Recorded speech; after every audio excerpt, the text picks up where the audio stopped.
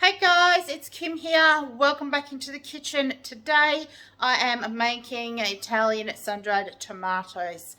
But before I get started, I just want to let you know, for those of you who have lots of dehydrated tomatoes and do not know what to do with them, I'm going to stick a video up the top here. I'm going to stick a video on the end of this video showing you the different things that I do with my dehydrated tomatoes. And if you don't know how to dehydrate tomatoes, you'll also find that video as well on the end of this one.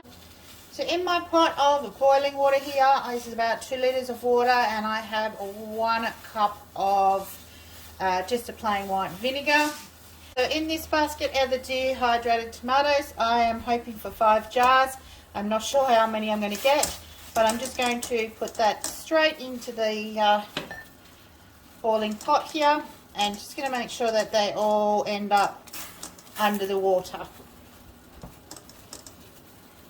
So when this comes back up to a proper boil, I'm just going to boil these for probably between 2 and 3 minutes, not very long.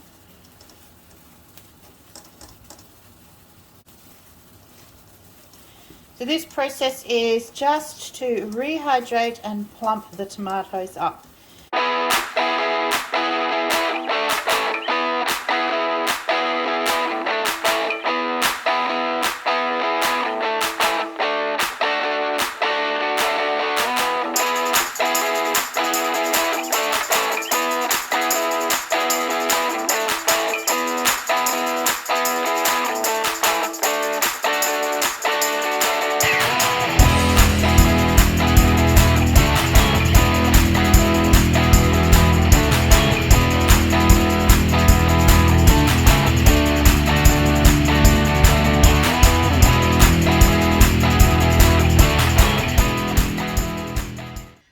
So once we have them out of our boiling vinegar water, we need to dry these off so that when we put them into the oil, 1, they're not hot, and 2, they are there's no moisture left on them. So you can use paper towel if you like. I'm just using my tea towels, really clean tea towels. You'll see now that these are quite pliable, and that is pretty much what we're actually chasing, is for a pliable dehydrated tomato.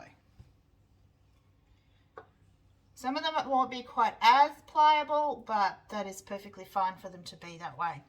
So I'm just trying to lay them out as singularly as I can, and then I'm going to pat them dry, and then I'm going to put them on this little rack I've got sitting here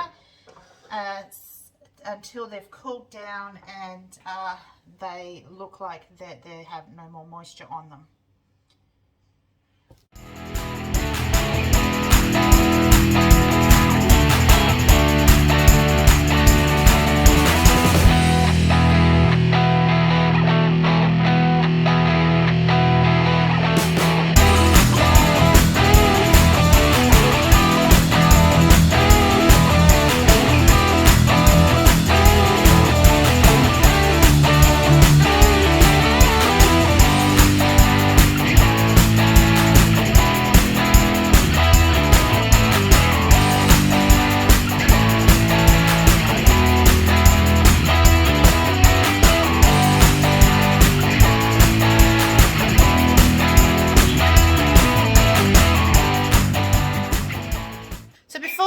These sun-dried tomatoes together, I'm just going to go over the ingredients that I am putting into it, and so I can show you what I'm putting into it, and then I'm just going to show you how I put them all together.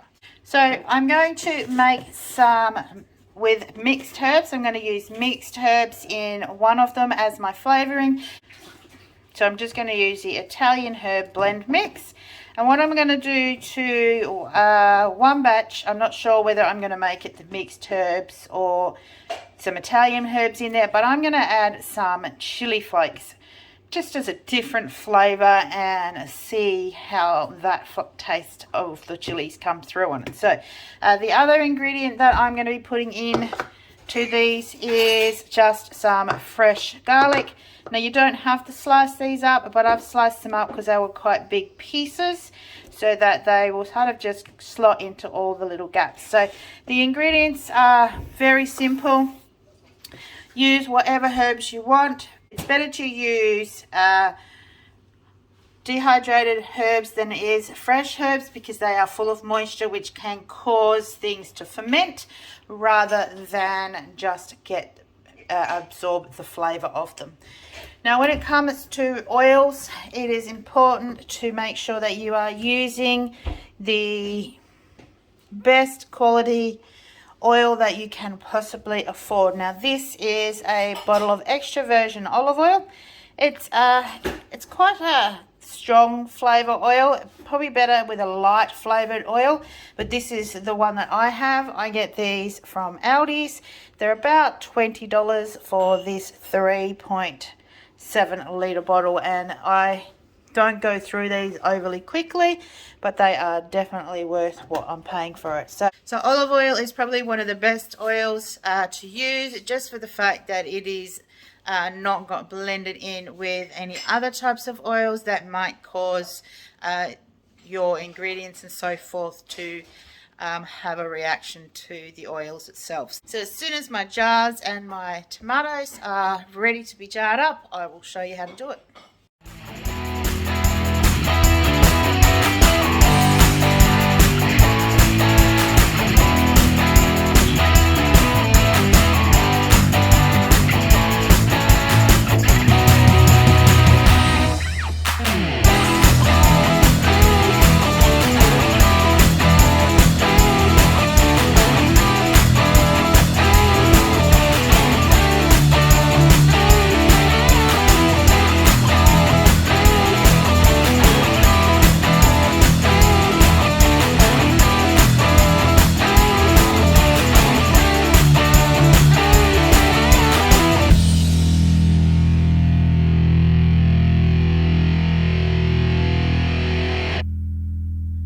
Putting these jars together is super easy, guys. Just put in a layer of herbs, a layer of garlic, and a layer of tomatoes, and then top that up with some oil, and then use a wooden or plastic skewer of some sort to debubble and push the tomatoes down, and then do the same thing again until your jar is as full as you want the jar to be.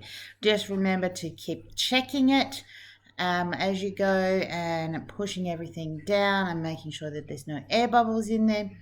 And then when you are finished, make sure that you top it up so that everything is covered and underneath the oil.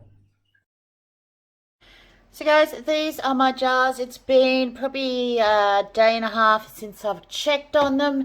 I actually can't find the lids that belong to these jars, so I'm just using some Makona jar lids. These are the smaller size ones. They are sitting on here really quite nicely, letting any air in or out. So you're not sure if you'll be able to see, but this specific jar, the Italian one here, you can see that the oil has dropped out of there. So I'm going to have to give that one a top up. And the other two, they look pretty good and they haven't dropped in their oil. So I'm just going to keep checking on these every couple of days or every day. They're sitting on my kitchen bench, so I should be able to see them every day, and just checking to make sure that everything is under the oil and topping them up when needed. These will sit for probably 2 weeks or so before we give them a taste test.